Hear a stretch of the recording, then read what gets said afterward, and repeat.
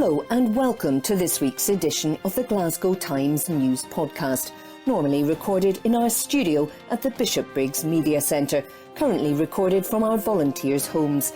To keep in touch with us, use our social media platforms, Facebook, Instagram and Twitter, which are all at Q and Review. That's CUEANDREVIEW.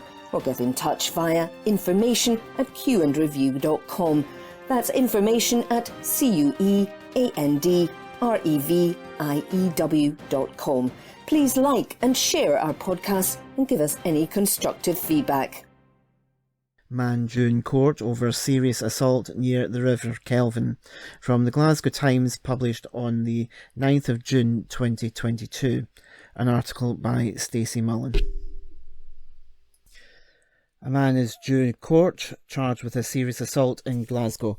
An article from the Glasgow Evening Times, published on the 9th of June 2022. Comes after police released CCTV images following the incident behind the Glasgow Sports Complex near the River Kelvin at around 3 p.m. on Thursday, April 28th. The force said a 57-year-old man has been arrested and charged in connection with the incident. He is due to appear at Glasgow Sheriff Court at a later date. A Police Scotland spokesperson said a 57-year-old man has been arrested and charged in a connection with a serious assault which occurred near the River Kelvin in Glasgow. The incident took place behind Glasgow Sports Complex around 3 p.m. on Thursday, April 28th.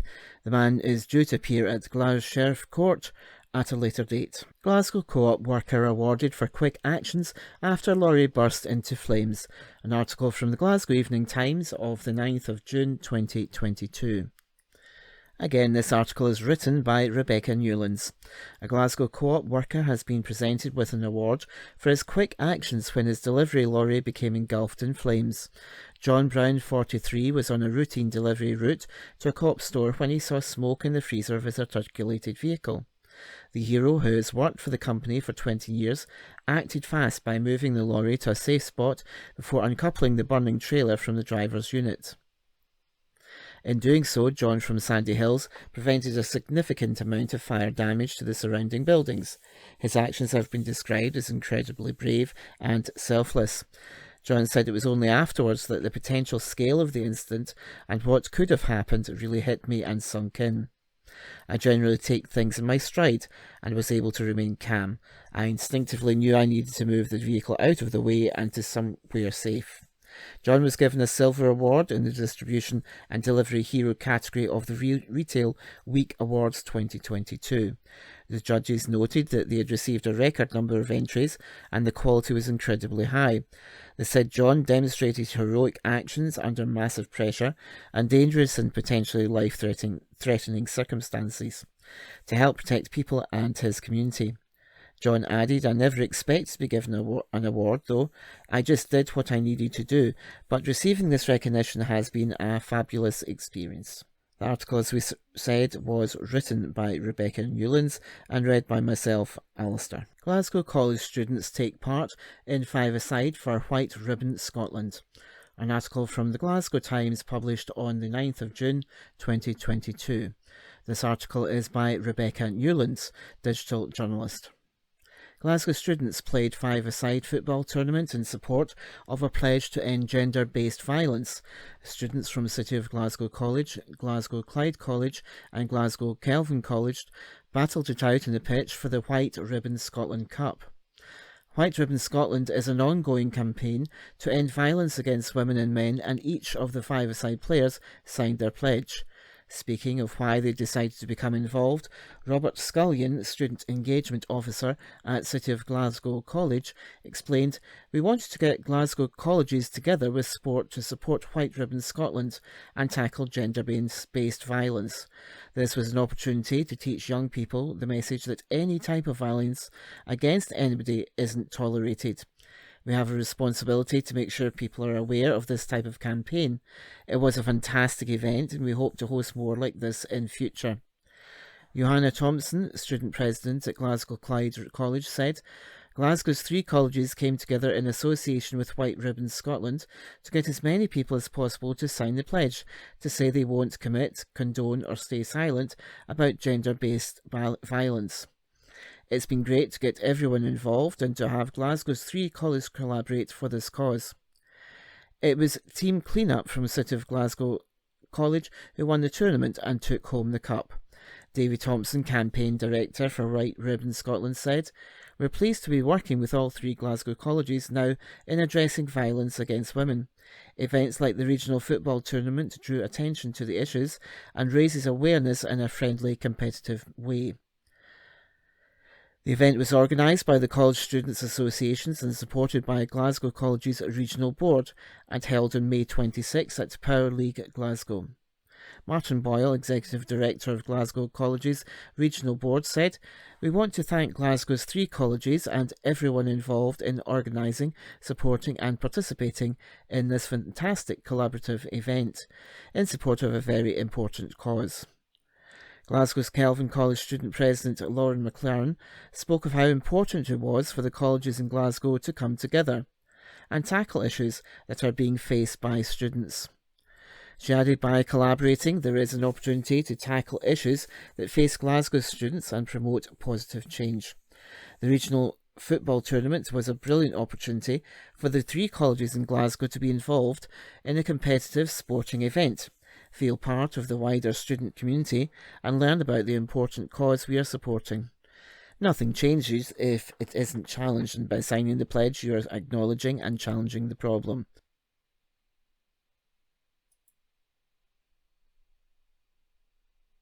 To find out more about White Ribbon Scotland, visit whiteribbonscotland.org.uk.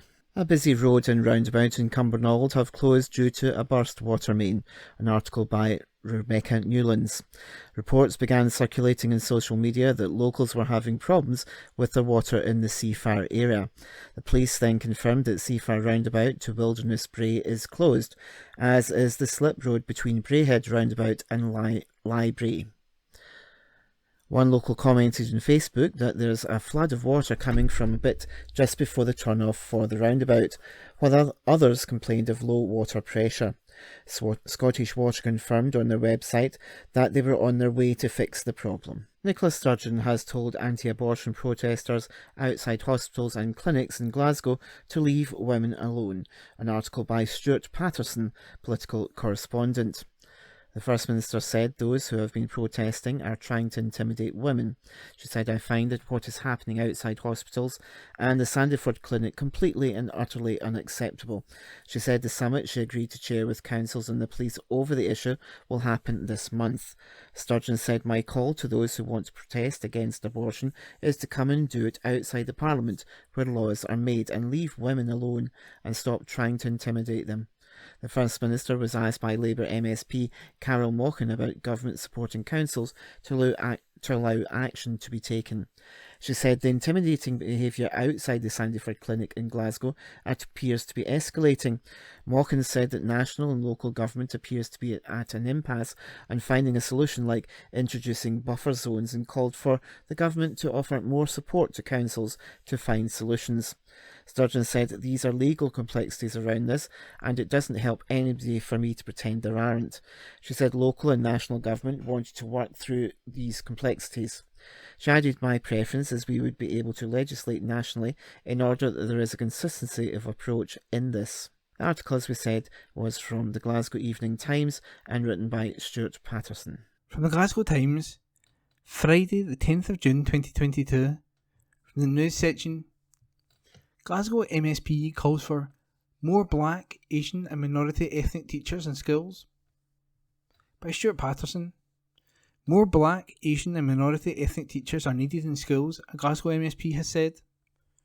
Figures show only a fraction of school teachers in Scotland are BAME, leading to calls for more action, and particularly in promoted posts. The statistics led to Cabot Stewart, Glasgow Kelvin MSP, to call on the Scottish Government to urge councils to do more work to get people from minority backgrounds into the classroom. The latest statistics, highlighted by the MSP, showing 2017 there were 1.2% of primary teachers and 2.1% of secondary teachers from Black, Asian and minority ethnic communities. By 2021, those figures had only risen to only 1.4% and 2.7% respectively. In promoted posts, only 0.6% in primary schools and 0.9% in secondary schools were Black, Asian or minority ethnic. Stewart said, "The statistics are stark." She added that councils need to actively explore positive action measures, as allowed under the Equality Act 2010, to address underrepresentation, particularly at senior levels. She gave a project in Glasgow as an example others could follow. While nearly 25% of children and young people in Glasgow schools are from BAME backgrounds, only 3% of council staff come from those same backgrounds. Last year, Glasgow City Council began a project where it advertised 5 promoted posts to teachers from BAME backgrounds. When it was approved, the council stated, "We recognise that our workforce is still not truly representative for the communities we serve. In particular, our promoted posts are dominated by those who identify as white Scottish." The project saw Glasgow advertising 5 promoted posts to BAME candidates, fixed term for 1 year. The aim was to give teachers the experience they need to allow them to apply for permanent promoted posts. The positions were ring-fenced to all Glasgow City Council teachers on a permanent contract who identify as BAME. The council is evaluating the project and will consider whether to repeat it for 2022-23 school term.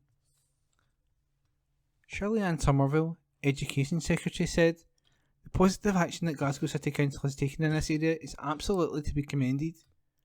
The Diversity in the Teaching Profession and Education Workforce subgroup is considering the ways in which to capture and measure such actions so that it can support other local authorities to be similarly ambitious." I concur absolutely with Jacob Stewart's sentiments that those figures are unacceptable. The Scottish Government is determined and it will continue to work with all local authorities to ensure that we can and will do better. And that piece was by Stuart Patterson. From the Glasgow Times, Friday the 10th of June 2022, from the news section, "Boy 13 electrocuted in incident at railway line in Glasgow's West End," by Sarah Pacciaroni. A 13-year-old boy was rushed to the hospital with electrocution injuries after an incident near Scotstoun Hill train station. On Thursday afternoon, we reported on trains facing disruption as emergency services attended the incident near the West End station. The British Transport Police confirmed officers were called to the line at 3:55 p.m. on June the 9th after receiving reports of a teenage boy having been electrocuted. The force stated the boy's injuries are not to be believed to be life-changing or threatening. A British Transport Police spokesperson said, "Officers were called to the line close to Scotstoun Hill at 3:55 p.m. on June the 9th, following reports of a 13-year-old boy having sustained electrocution injuries. Paramedics also attended, and he was taken to hospital with injuries which are believed to be neither life-changing or threatening." Following the incident, ScotRail warned passengers that the line between Yoker and Scotstoun Hill was blocked. A spokesperson for the firm had said, "Due to the emergency services dealing with an incident, the line via Scotstoun Hill/Yoker is blocked. Train services running through the area will be cancelled, delayed or revised. We'll look to reroute as many services as we can via the Singer/Anniesland line." In a later update, it was announced that no trains were running between Yoker and Singer, and all power between Finnieston and Dalmuir had been switched off. At around 4:50 p.m, power was safely restored and all services were resumed. A Scotstoun representative had said, "Some delays and alterations will continue whilst we get crew and units back into position. We're sorry for any delays to your journey this may have caused you." That report was by Sarah Pacciaroni. From the Glasgow Times, Friday the 10th of March 2022. From the news section, "Hunt for machete-wielding accomplices in Daniel member attack continues after getaway driver jailed," by Sarah Pacciaroni. A hunt for two machete-wielding thugs is continuing after a man was jailed in connection to a brutal attack on a member of a crime family. Ryan Quinn, 27, was sentenced to 4 years in prison for an attempted murder in Glasgow last year. On Saturday, September 11th, 2021, two people attacked 41-year-old Robert Daniel on Dasholme Road, Maryhill, while Quinn waited in the car as the getaway driver. Daniel was left with life-threatening injuries during the 60-second assault at the council dump. On Thursday, June the 9th, 2022, Quinn was sentenced to 4 years behind bars at the High Court in Glasgow for his part in the attack. Cops acknowledged the sentence and said inquiries are continuing to trace the two attackers. Detective Chief Inspector John Morrison from Greater Glasgow Division said, "This was a planned attack in broad daylight in the middle of a busy area which left the victim with significant injuries.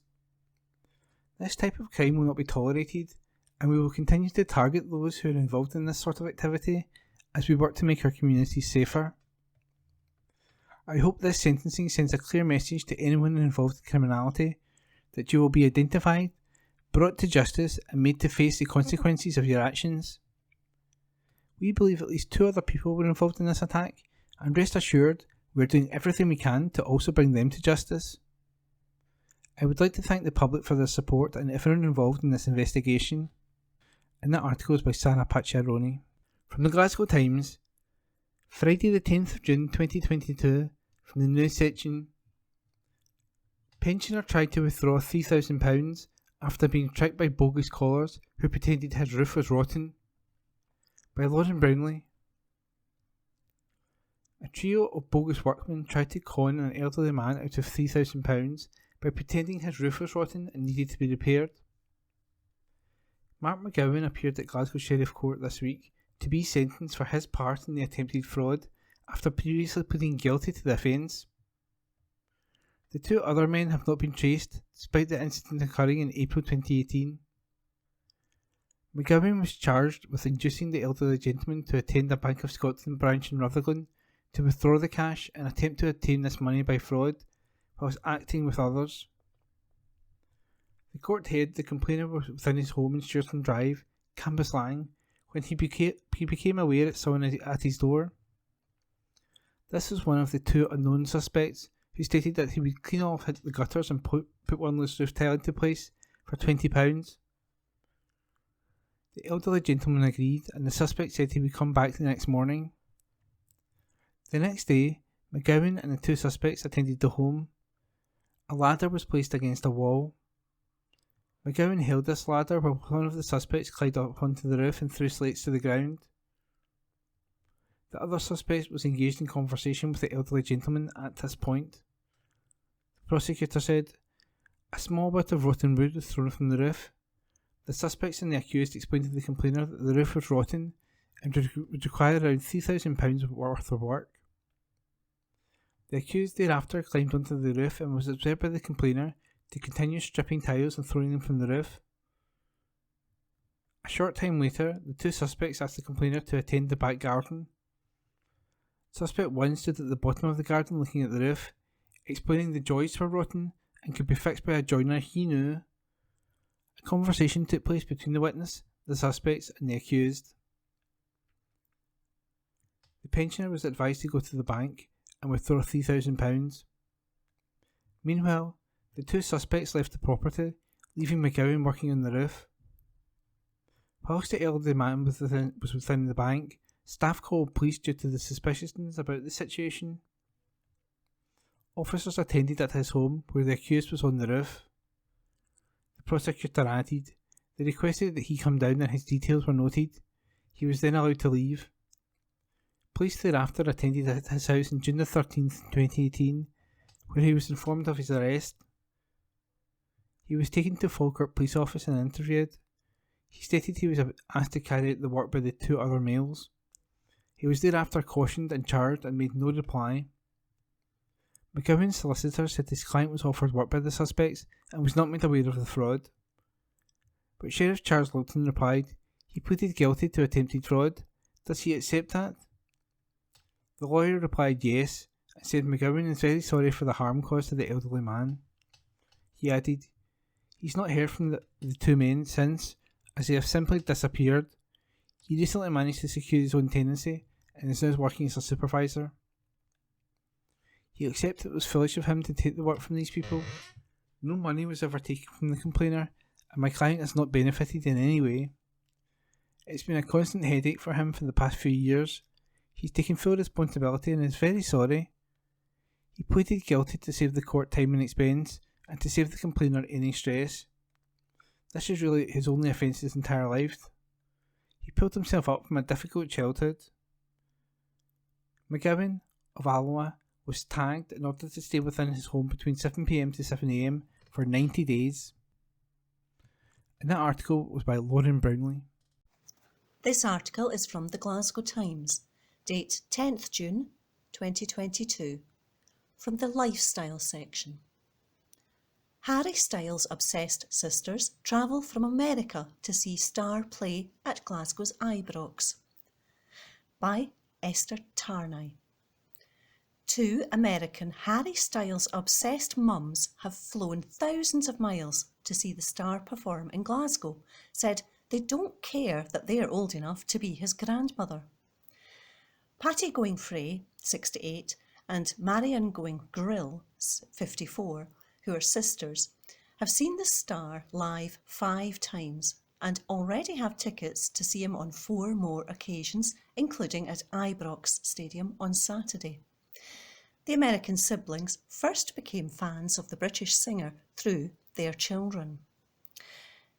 Marion, from Lancaster in Pennsylvania, said, "We loved him in One Direction, and we both had younger kids, and they were on board way before us. We went to our first concert in Philadelphia around 2015, and the rest is history. Our children roll their eyes when we talk about him, but we have wonderful husbands who see the joy in our faces even when we just talk about him. They say, 'Go, have a great time. We'll see you when you get home.' We are going to see him much more because of COVID, things really shut down." Patty from Boulder in Colorado added, "We expect pure joy, wonderful memories, and it will keep us fueled until the next one. He's coming to New York to play at Madison Square Garden in the autumn, and he's playing 10 nights. I've got tickets for 3 nights, and then my American Express fraud alert occurred and I couldn't buy any more. I'm absolutely going to try again." It's the ex-One Direction members' energy that draws them in, they say, along with how down-to-earth and grateful he is. Patty saw him on the American TV show Saturday Night Live taping, but they have yet to meet him in person.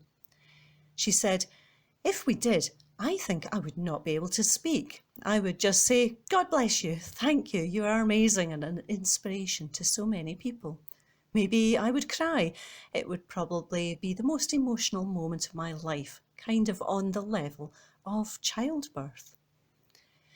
Despite being older than most of his fans, the woman insists the gigs are an experience you can't get through the TV. Patty said, "I'm 68, my sister is 54. I don't think I'm his target audience, but I'm sure I'm a very enthusiastic person. I could be his grandmother, but I don't care. The joy, excitement and the crowd is about the most fun thing you can do." Marion added, "When we go to the concerts, it's a community and we become friends with everyone in our vicinity.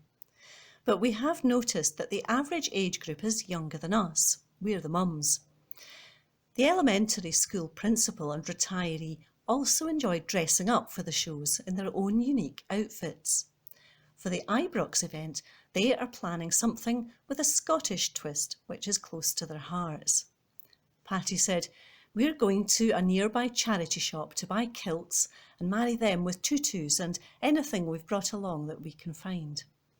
We specifically make all our concert outfits. I was a textile major in college, so it just comes naturally. Our mum was also very creative, so this is in our breath. We're also getting haircuts and calling it Hairstyles for Harry Styles. We are going for something appropriate for being in Scotland and going to a concert. We don't know what that is, but we're open." As we researched prior to our journey, because we assumed we are Irish, but actually my grandmother is a Morton and we have a lineage of cross. That's Scottish. So we're going to learn more about our heritage. We are very proud. Scots are great. We just love them. The show comes almost 2 months after former One Direction member Louis Tomlinson played at Glasgow's O2, and the Glasgow Times spoke to fans who travelled from Australia and Tokyo to see their favourite. That article was by Esther Tarnay. This article is from The National, date 10th June 2022, from the news section. SNP MSP calls for more minority ethnic staff in Scottish schools. By Jane MacLeod. SNP MSP Cal Cub Stewart has called on local authorities to increase the representation of minority ethnic staff in Scottish schools. In Holyrood yesterday, the MSP raised the disproportionate lack of minority ethnic teachers in Scotland's schools, noted in the Diversity in the Teaching Profession Scotland Annual Data Report. The SNP MSP said that councils, as employers, should be actively exploring positive action measures to address the underrepresentation of black and minority ethnic staff at all levels, particularly senior. Cabinet Secretary Shirley Ann Somerville praised Glasgow City Council plans supporting 5 acting principal teacher roles for minority ethnic teachers, which could be rolled out across Scotland. Stewart said, "Better representation of minority ethnic teachers at all levels in our schools is a goal we should all be fighting for. It means we can provide our young people with a more diverse education experience, one more reflective of the society around them, as well as offering positive role models for minority ethnic students. The underrepresentation of minority ethnic teachers in our schools should be a cause for concern for all of us, because minority ethnic people and our young people deserve better. For many years, we have heard a lot of warm words, which I do not doubt the sincerity of, but it's time for those words to turn into action. I'm very glad the SNP Scottish Government is committed to supporting the recommendations of the Teaching in a Diverse Scotland report of 2021, but we now need local authorities as employers to step up and play their part." That article was by Jane MacLeod. Glasgow Times News on Monday the 13th of June. Store bars under 18s from shopping alone. An exclusive article written by Sarah Pacciaroni. Furious parents in Glasgow have slammed a sporting goods store for preventing under 18s from shopping alone. Shoppers in the city have taken to Twitter to express their anger at a sign at the entrance of the Decathlon store at Glasgow Braehead and demanded an explanation from the company. The sign reads, "No under 18s unless supervised. Thank you for your understanding." Mum of 4, Vonnie Sandlan, regularly shops at the store and was shocked to see the notice. She told the Glasgow Times, "I honestly couldn't believe it when I saw it." They'd gone to the effort of printing a company-branded sign, so this isn't a rogue employee. This is a demonstration of the company's beliefs and values. It's disappointing to see a large retailer like Decathlon making this choice to discriminate against children and young people.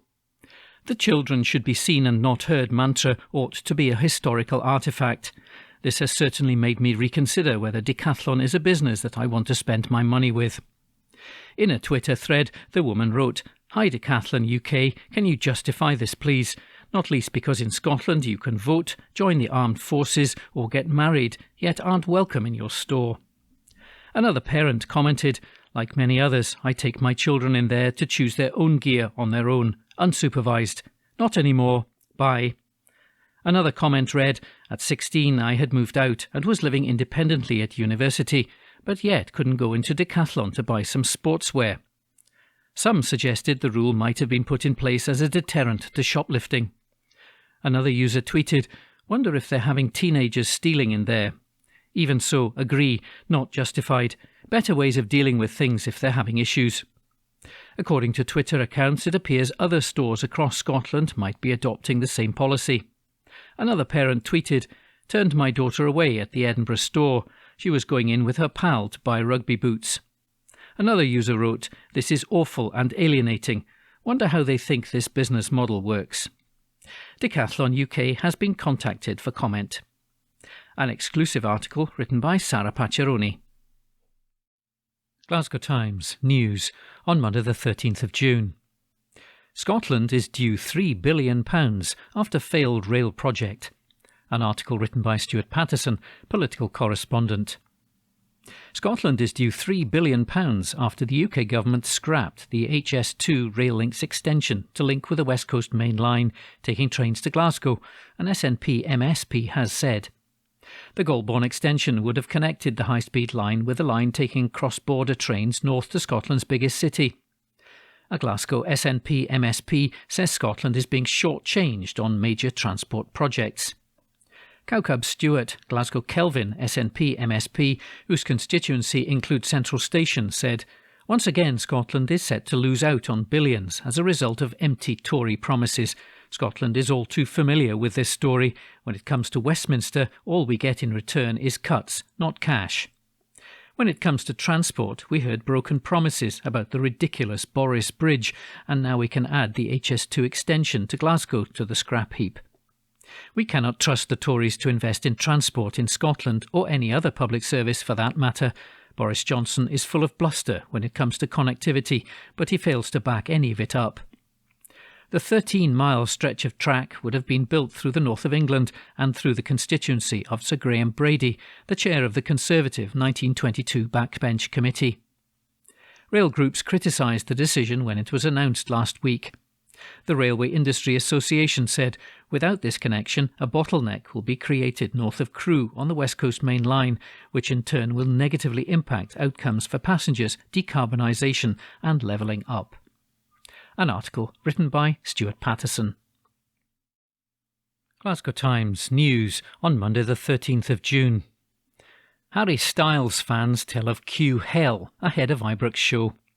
An article written by Sarah Pacciaroni, multimedia journalist. Harry Styles fans have hit out at the organisation of Saturday night's show in Ibrox after being stuck in queues for hours ahead of the gig. Gig goers took to Twitter to vent their frustration as they waited to enter the stadium for up to 3 hours. One fan told the Glasgow Times, "The subway staff was what I think caused it. They were shouting at fans that the queue for the concert was to the left. People were queued from the subway to Ibrox, but nobody knew where it started or ended. One of the stewards pointed to a line and then said to me, 'I don't know what they're queuing for.' It was chaos. No one knew what was going on." Another gig goer wrote on Twitter around 6 p.m, "The queues at Harry Styles' Glasgow concert are quite possibly the worst I've ever seen. There's people I'm certainly will just never get in. No stewards around most of the queues. The occasional policeman on a horse comes by, but that's it. We got here at 4 p.m. and are still waiting." Another fan wrote, "I've been to 27 concerts, seen around 40 acts. Never seen a more unorganised event than tonight. I love Harry Styles. I love Glasgow. No fault to Ibrox. They've done their best, but it was horrific. Police and stewards had no clue. There was no communication. They felt useless. Been around 20 years since Ibrox held a show, and God it showed.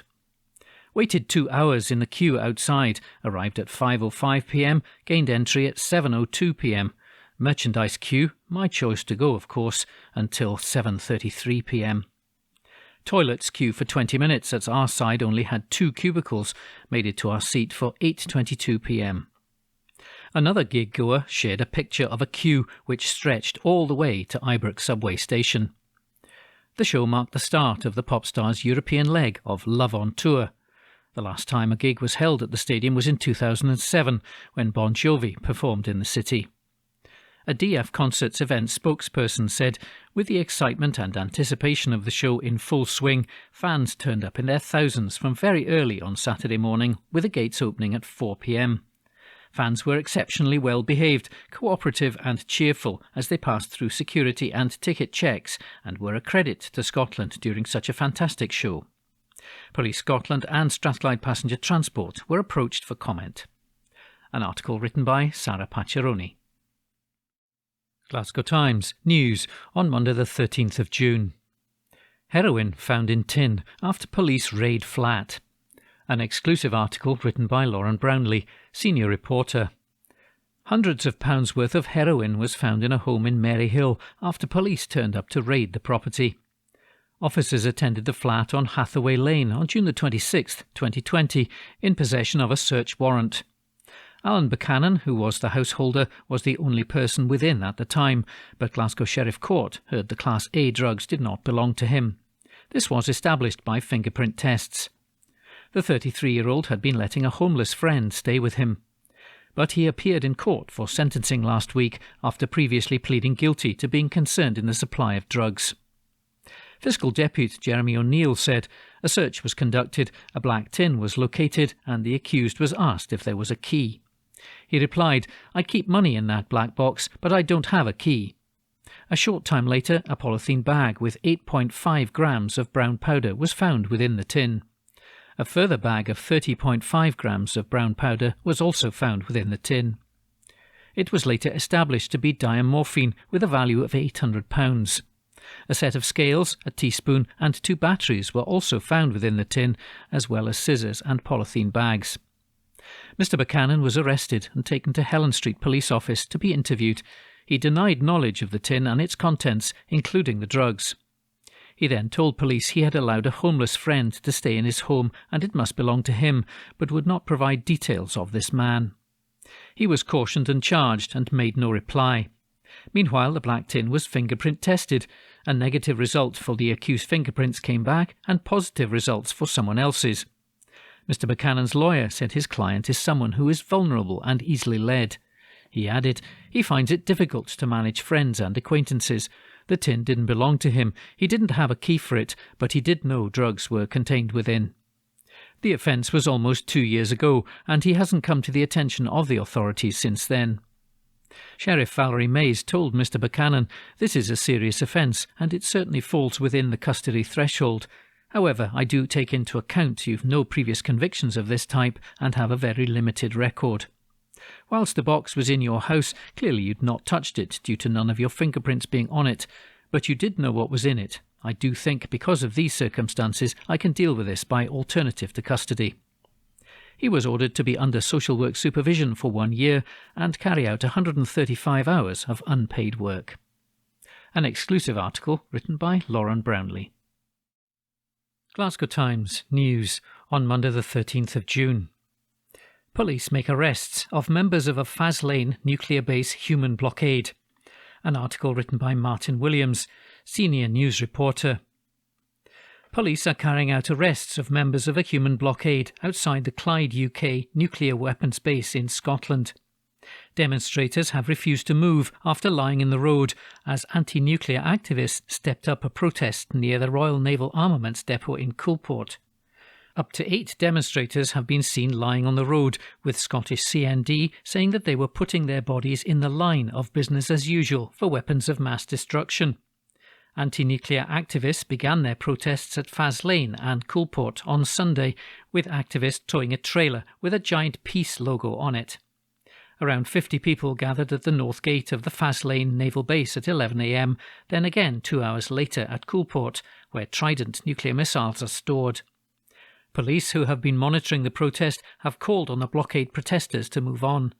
One officer told 3 of them, "I am requiring you to remove yourself from this position and allow the community and local business to return to a state of normality. Will you comply?" A number of the protesters who were lying on the road said no. The officer then said, "I'm now informing you, all 3, that you are under arrest for breach of the peace. The arrest procedure will now proceed. You will safely be removed from your lock-on devices and you'll be arrested by my officer, who may use reasonable and proportionate force. Thank you." Her Majesty's Naval Base, Clyde, commonly known as Faslane, is the Navy's headquarters in Scotland and is best known as the home of Britain's nuclear weapons in the form of nuclear submarines armed with Trident missiles. It's home to the core of the submarine service, including the nation's nuclear deterrent and the new generation of hunter-killer submarines. The Royal Naval Armaments Depot at Coulport, 8 miles from Faslane, is responsible for the storage, processing, maintenance and issue of key elements of the UK's Trident deterrent missile system and the ammunitioning of all submarine embarked weapons. The Faslane Action for the Bomb Ban disarmament camp has launched the protest in advance of a Vienna gathering of state representatives over the Treaty on the Prohibition of Nuclear Weapons. Before the blockade, around 50 protesters have been singing traditional peace songs and newer chants over the UN treaty to prohibit nuclear weapons.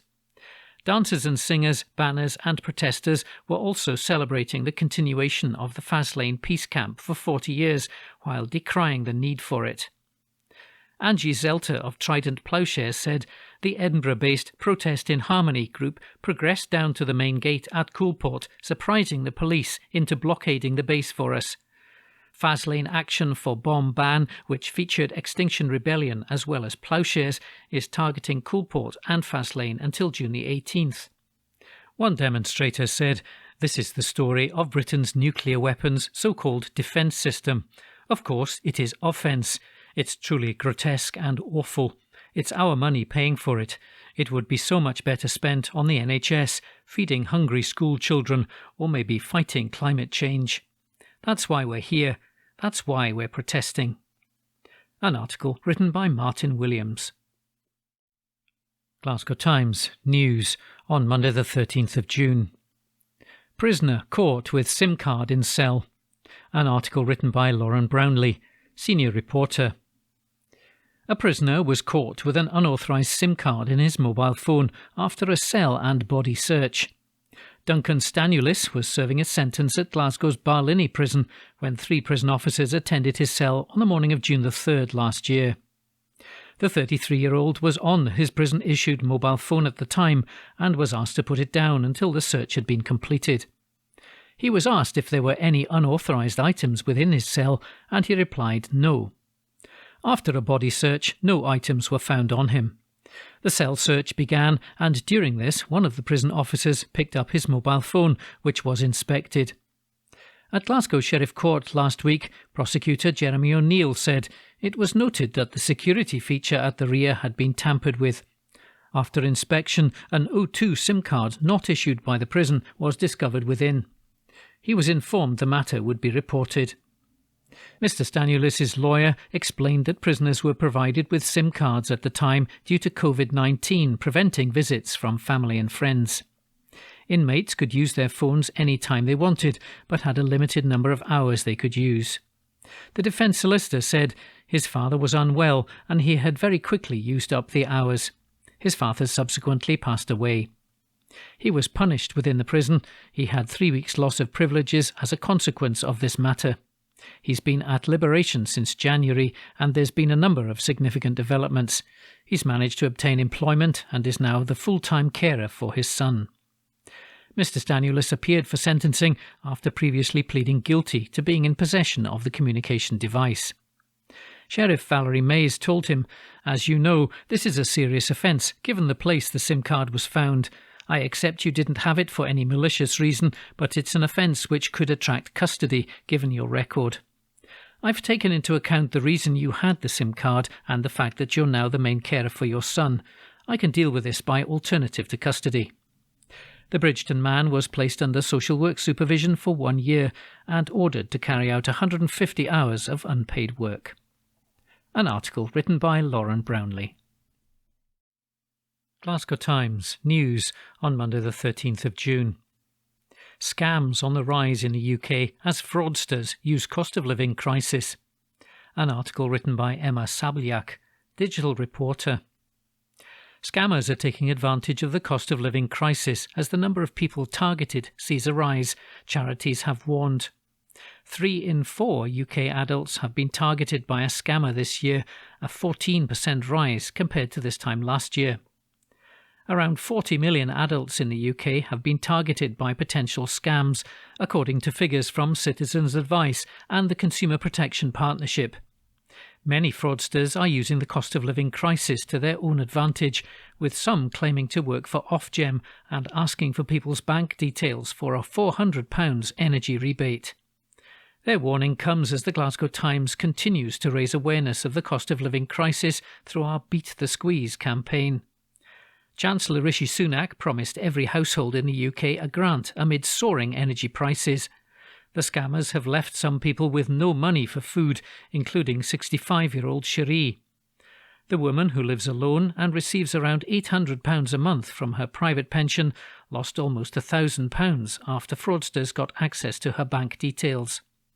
She said, "When I checked my balance, my heart literally dropped. I had no money. I couldn't buy any food. I went to Citizens Advice. I was so distraught and really upset. I really don't know what I would have done without the food and fuel vouchers, as I don't have anyone to ask for help. My bank did manage to get my money back, but the whole thing was extremely stressful. My health really suffered over those couple of weeks, as all I was doing was worrying about how I was going to eat and pay my bills." David, an electrician from Elgin, recently lost more than £1,400 in a sophisticated delivery text scam. He had received a text message, purportedly from a well-known delivery firm, saying an extra charge of £1.50 was required for a parcel delivery. As he was expecting a parcel, he clicked on the link and was taken to a website which asked him to provide a delivery address, phone number, card and bank details. He then received a call, purportedly from his bank's fraud department, saying that there'd been suspicious activity on his account. He was then convinced to transfer £1,400 into a new, safe account.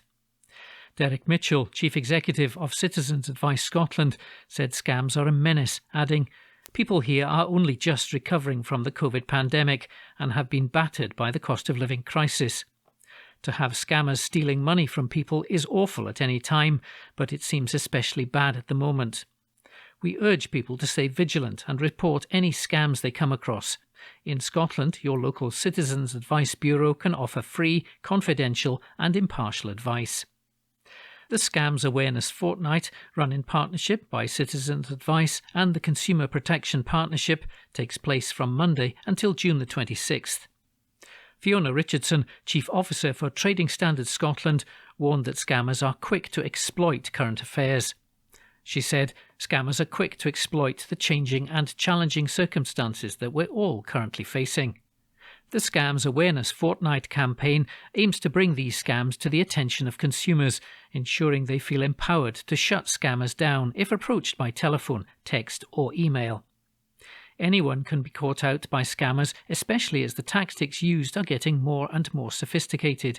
I urge consumers never to rush or feel pressurised into responding if contacted, and never give any personal or banking details to a cold caller, even if they appear to know some of your details already. An article written by Emma Sabelyak. Evening Times, June 13. "We can be the Scotland of Kenmure Street, not Downing Street," says John Molyneux. The vote of no confidence in Boris Johnson last week was never going to be won or lost on matters of principle. It was always going to be about Tory self-interest. In the end, those Conservative MPs who wanted to protect their government paychecks just edged out those desperate to hang on to their seats in marginal constituencies. Still, the outcome could hardly have been more damning.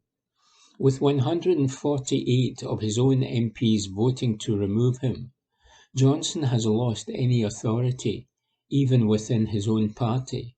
He must surely go, and soon.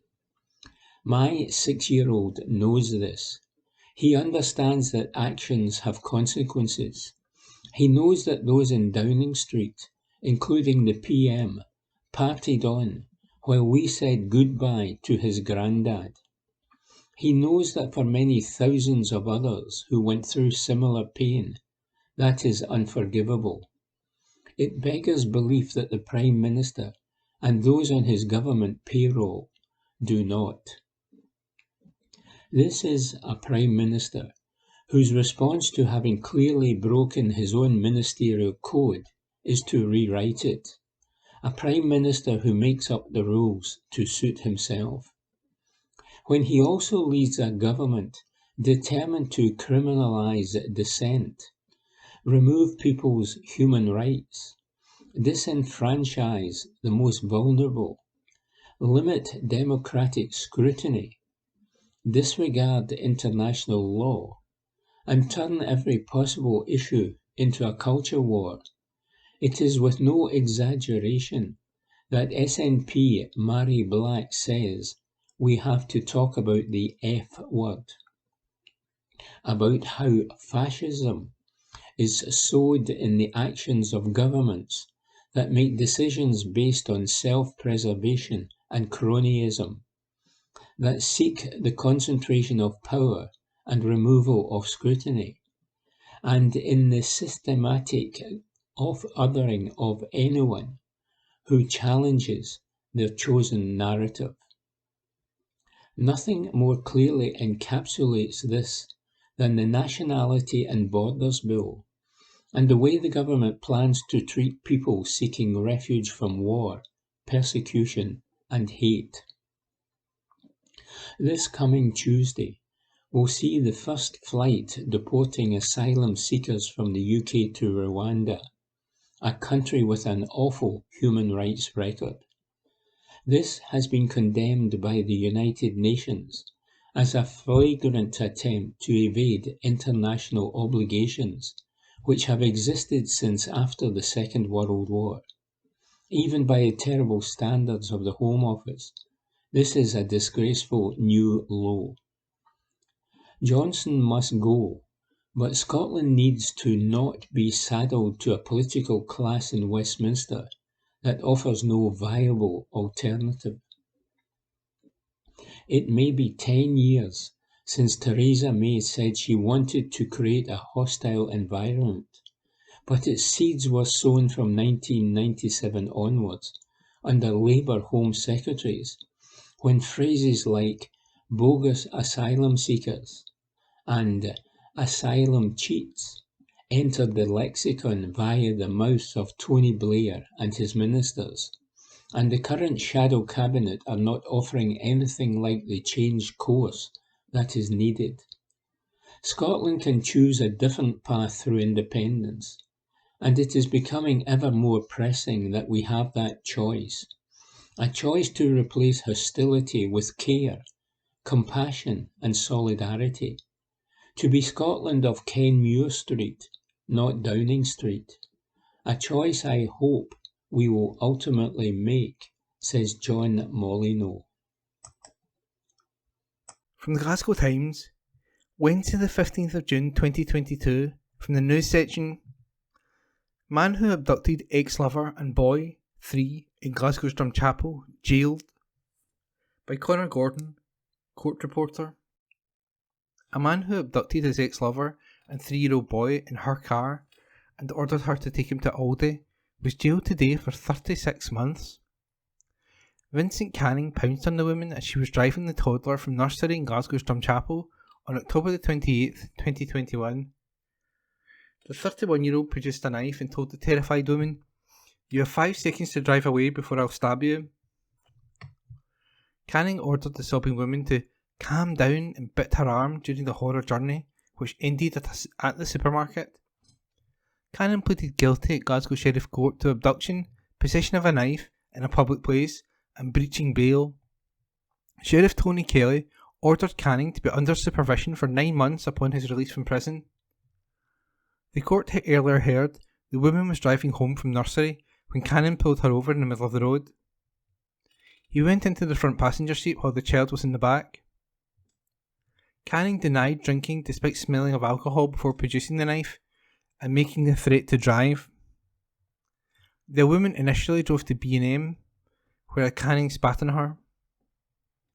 Prosecutor Lauren Donnelly said the victim was terrified, shaking, and thought she was going to be sick. Canning initially left the car and the woman tried to drive away, but he was able to get back in the car. Miss Donnelly said Canning said that she'd go to Aldi instead. The woman was crying during the journey. Miss Donnelly added, he told her to calm down and bit her on the arm. She tried to get out of the car, but Canning told her, look at me, and grabbed her hand away when she tried to get other motorists' attention by flashing her lights. The woman was able to leave the vehicle at the Aldi car park and approached another driver before mouthing "police." The trio went into the Aldi before the police arrived and arrested Canning before finding a lockback knife in the passenger side of the vehicle. And that was a report by Connor Gordon. From the Glasgow Times, Wednesday the 15th of June 2022, from the news section, Patrick Grady's victim calls on disgraced Glasgow MP to quit Parliament, by Andrew Learmonth. The teenage victim of sex pest Patrick Grady has called for the MP to stand down from Parliament. He's also blasted the SNP for protecting the former Chief Whip, despite the findings of the Westminster Sleaze watchdog. Speaking to the Daily Record, the man, who cannot be named and who still works for the party, said he felt vindicated but hit out at the punishment. The independent expert panel has called for Mr Grady to be suspended from Parliament for just 2 days. In the report, they said the sanction would have been harsher had the man not spoken to media about his experience. He said, "I'm bitterly disappointed at such a lenient sanction. It is not only devastating to me, but also to other victims of sexual harassment. He needs to stand down as he is not fit to be an MP. I'm shocked I will have to go back to work with him. I don't accept his apology." The man said his colleagues in the SNP no longer speak to him and he feels like he has been re-victimised all over again. He said, "It is bullying. I've been cut out of meetings I normally attend with no explanation. I've been cut out of email chains and other stuff you'd expect to have access to in a role like mine. However, I'm still asked to clock in at work. Months have gone by with nothing coming into my inbox for me to do. With one or two honourable exceptions, SNP MPs, MSPs and party officials looked away or turned their backs on me and showed no interest in my well-being. However, they showed every interest in protecting Patrick," he added. The man was just 19 when Mr Grady made unwanted sexual advances towards him at a Christmas party in 2016. In the report, the panel said that Mr Grady, under the influence of alcohol, made a sexual advance to the complainant in the mistaken belief that this advance would be welcomed. It continued, "The advance included the touching and stroking of the complainant's neck, hair and back. The respondent states that when it became apparent that his conduct was not welcome, he desisted. Despite the party being aware of the complaint, Mr Grady was allowed to remain in the post as the SNP's Chief Whip until March 2021, when the Herald first revealed the accusations against him. He was even allowed to speak in a 2019 Commons debate about the harassment of staff. Last night, the SNP parliamentary group continued to stand by Mr Grady and said they welcomed his apology. The MP will only have the whips removed for 2 days. He is suspended from the Commons. The Tories described that as a mere slap in the wrist. That lenient punishment contrasts with Nicola Sturgeon's position in 2017. After the solicitor Amir Anwar said he was aware of a catalogue of abuse in Holyrood, with interns, researchers and MSPs all being subjected to sexual harassment, the First Minister said that the Scottish Parliament needed to be a workplace where there is zero tolerance of such unacceptable behaviours. When complaints were made against the SNP MSP Mark Donald in November, he was suspended from the party while investigations took place. When an internal SNP probe said he had deliberately and persistently pestered 2 women with inappropriate and unwanted messages, paid them unwanted attention causing distress, and was guilty of exploiting his position of power, the First Minister called on him to resign his seat. When complaints were made against the SNP MSP Mark MacDonald in November, he was suspended from the party while investigations took place. When an internal SNP probe said he had deliberately and persistently pestered 2 women with inappropriate and unwanted messages, paid them unwanted attention causing distress, and was guilty of exploiting his position of power, the First Minister called on him to resign his seat. Yesterday, speaking at the press conference to launch her new push for independence, Ms Sturgeon said she had not yet read the report into Mr Grady's conduct, but told journalists, "We expect the highest standards from others. We have a duty to ensure the highest standards are abided by with our own ranks as well." The panel's report raised questions about how the SNP's Westminster leader, Ian Blackford, dealt with the complaint. They said his attempt to organise an impromptu informal resolution between the two men in 2018 left the victim feeling ambushed and intimidated into accepting an apology. The man told the Daily Record, "I had no idea what the meeting was about. All I had was Ian Blackford calling me on the phone telling me to go up to his office for a meeting. When I got there, Patrick was sitting on the couch, crying. I had no time to digest any of this information that was happening at the time. I just had to sit down and listen to Patrick's apology." The man criticised Mr. Blackford. "I don't think having a one-off-the-record meeting is an appropriate action for any leader of a party to take when it comes to sexual harassment." He said, "I think Blackford owes all the staff an apology for his role in this. It's not just me who's impacted by this. I think he owes an apology to the staff and the group of MPs." In his Commons apology yesterday, Mr. Grady said he was profoundly sorry. He admitted that the case was aggravated by a considerable disparity in age and authority between myself and the complainant, and further aggravated by excessive consumption of alcohol on my part. Mr. Grady said he had learned significant lessons through this process and insisted that such behaviour on my part will never happen again. The Conservatives said there were still questions for the SNP. MSP Annie Wells hit out at the party's decision to remove the whip for just 2 days. She said, "From day one, the SNP have failed to treat this matter with the seriousness it warranted, and that's continued with this shamefully weak decision. Patrick Grady ought to be considering his position as an MP for his gross breach of trust, so for his party to give him a mere slap on the wrist is an insult to the brave individual who came forward to raise the complaint." He was hung out to dry as the SNP sought to cover up exactly what went on, and has every right to be furious that Patrick Grady's only punishment from the party is to lose the whip for 2 days. The SNP have serious questions to answer over their lack of decency, transparency and judgment. Their attitude will only put off any further complainants feeling confident enough about coming forward in the future. Amy Kelvin of the Women's Equality Party was critical of the IEP's justification for reducing the punishment. She said, "Patrick Grady MP has received only 2 days suspension for sexually harassing a staffer who was 19. The panel justified reducing the sanction by blaming the staffer for how he handled a process that had already failed him. This is victim blaming 101. It has no place in our society, least of all in the institution responsible for making our laws. Those investigating were more concerned with the reputation of a sexual harasser and the Commons itself than with any real accountability." And that was a report by Andrew Learmonth. From the Glasgow Times, Wednesday the 15th of June 2022, from the news section, "Quad bike rider dies after crashing into headstone in Lamhill Cemetery." Exclusive by Esther Tarnay.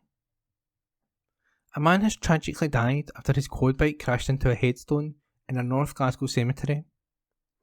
Emergency services rushed to Lamhill Cemetery on Tresta Road following reports of a man on a quad bike colliding with a headstone at 6 a.m. on Sunday. The 36-year-old man, understood to be from Cadder, sustained serious injuries and was taken to the Queen Elizabeth University Hospital. He was pronounced dead a short time later. Police Scotland has confirmed that an investigation was launched following the incident. A Force spokesperson said, "At 6 a.m. on Sunday, June the 12th, 2022, Police Scotland received a report of a collision between a quad bike and a structure within the cemetery at Tresta Road, Glasgow. The 36-year-old male rider of the vehicle sustained serious injuries and was transported by ambulance to the Queen Elizabeth University Hospital, where he was pronounced dead a short time later. Inquiries into the incident are ongoing. Glasgow City Council is responsible for the cemetery. It is understood that a headstone was damaged during the crash. A Glasgow City Council spokesperson said, "This is a police matter, and it would be inappropriate to comment further at this time." The Scottish Ambulance Service was approached for comment. And that article was an exclusive by Esther Tarnay. From the Glasgow Times, Wednesday the 15th of June 2022, from the news section, Two suspects accused of robbery involving woman 81 at Glasgow church, by court reporter Conor Gordon. Two suspects will stand trial accused of assault and robbery of an 81-year-old woman at a church. Nicola Capola, 39, and Richard Reston, 45, allegedly attacked Mary McElhinney at Church for Christian Brethren in Glasgow's Annieland on January the 12th, 2020. Court papers state the pair seized hold of her bag and dragged her down a flight of stairs to her injury. The charge goes on to say that they robbed Miss McElhinney of her bag and its contents. Capola and Reston also face a further 2 charges. It is said that on the same day they stole £30 from a Bank of Scotland in Annieland. They are also claimed to have assaulted a Laura Kennedy at the same bank 3 days earlier. The charge claimed she was pushing the body and robbed of £40 and her bank card. Capola and Reston pleaded not guilty today to the 3 charges at Glasgow Sheriff Court. A trial was fixed for October by Sheriff Gerald Considine. And that was a report by Conor Gordon. Evening Times, June 15. Opinion. Susan Aiken says, cross-party support needed to tackle cost of living crisis. One of the most disturbing reports about Glasgow and its people to emerge in recent years was published last week by the Centre for Population Health and Glasgow University. It found that austerity is the biggest reason why premature death rates among Glaswegians are failing to improve, a situation the authors fear will be made even worse by the cost of living crisis.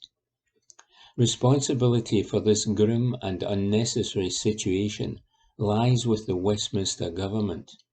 So too do most of the solutions. After all, the Tories have the levers to reverse cuts to social security and public spending. They just won't. So although we cannot do everything we would like, where we can assist affected citizens, the City Council steps up. Supporting the individuals, households and communities most vulnerable to the effects of the cost of living crisis is an urgent priority for us. We must take every opportunity, using the limited powers and resources we have, to mitigate its financial impact, to prevent people from falling into severe consequences like homelessness, and also to support Glaswegians to permanently improve their financial circumstances. Next week, I will bring forward a motion to full council, calling on all parties to support efforts to do just that. Glasgow Times readers will recall that before the local elections, the joint SNP and Green budget set aside £3 million to begin making inroads on the cost of living crisis. That funding is tackling fuel poverty for those worst affected, helping one-parent families and disabled citizens with debt, and accessing employment, and providing essential household items. I will be asking senior officers to report back on how that cash is having an impact and how pilot schemes to increase household incomes are making a difference. Many of the recommendations made in the Centre for Population Health report are already happening here in Glasgow, but next week I will call for cross-party support to really ramp up that activity. Part of that will be rolling out citywide high-quality money advice and welfare rights services to ensure people receive all the benefits and entitlements they are eligible for. Tens, maybe even hundreds of thousands of Glaswegians are not claiming everything they are entitled to, and experts on the front line tell us these services are essential in addressing that. We want to expand the work we have been doing to create and grow wealth in Glasgow's communities, and to create a fair work city, using our business support and procurement policies to encourage employers to ensure that, at the very least, workers are paid the Glasgow living wage. And the Council's Centre for Civic Innovation has been doing some really exciting work in Greater Pollock and elsewhere, enabling local people to co-design local services that work for them, an approach we want to embed in communities right across the city. And with the cost of public transport a significant drain on those in poverty, especially people lying in outlying areas, we want to help address this in the short to medium term. In a context where fuel costs are in danger of impacting on fares, we have got to be realistic about what we can do with the powers, resources and relationships we have right now. But accessibility to transport has to be significantly improved so those on low incomes can take up opportunities to education, employment and public services. Whilst the Tories heap misery on the most vulnerable, Scotland is committing hundreds of millions of pounds annually to lift people out of poverty. We in Glasgow have a duty to strengthen the safety nets and protect our citizens from the excesses of this crisis. I am calling on every councillor to back this work. Spotlight on the city. The Glasgow Times has addressed an issue of real importance this week by highlighting the impact on our city centre of vacant buildings and sites. What struck but did not surprise me was the refusal or unavailability of the owners when asked to explain why they were allowing their properties to create such a blight. These owners are often based hundreds or even thousands of miles away from Glasgow and have tenuous links with the city at best. But for the good of Glasgow's recovery, they really do need to take responsibility for the state of their properties. The council, of course, has our part to play, and work such as deep cleans, graffiti removal, and the deployment of additional community enforcement officers is already underway. Along with improving eyesore sites and encouraging more outdoor dining, £2 million funding has been dedicated to a range of activities to support city centre recovery. The cash will also fund work to secure a long-term future for the city centre, including identifying new and additional powers that the council needs to better deliver recovery and regeneration, as well as acting now to support the refurbishment and conversion of vacant properties. Glasgow city centre is a critically important economic and social asset going through profound change. It is vital that all of us with an interest in its well-being are pulling in the same direction. Back to business. After the elections, there is a real sense of us getting back to business at the council. Last week's City Administration Committee saw us approve around £1.5 million for over 50 groups to provide the summer's holiday food programme. Real progress in the rebirth of the inner East End, with hundreds of new homes for the meat market site and creating 22 new local nature reserves. On top of this, £5.5 million was distributed to a number of really worthwhile regeneration projects, including Elder Park Learning and Community Centre, Postle Park Family and Community Centre, and exciting arts, food and drink plans for the A-listed Brigade. I was particularly pleased to see £2 million support for Govanhill Baths. The baths are a symbol of all that was wrong with how decisions used to be made in this city. A much-loved building and cherished facility simply shut down by Labour, who ignored the appeals for a reprieve by diverse communities.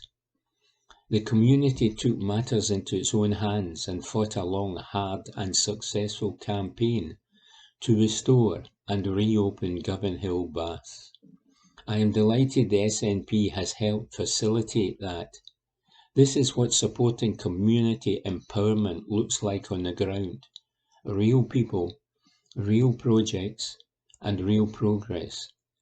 It's what we'll see much more of in Glasgow in the years ahead, says Susan Aiken. Evening Times, June 14. Lifestyle.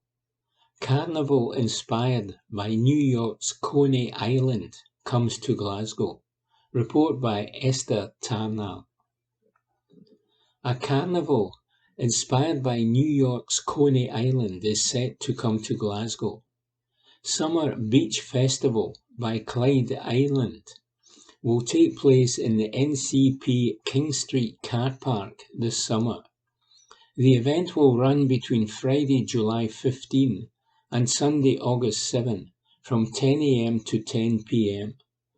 Aiming to bring the seaside to the city centre, the carnival will feature artisan food and drink, live entertainment, fairground rides, and attractions with a cocktail bar.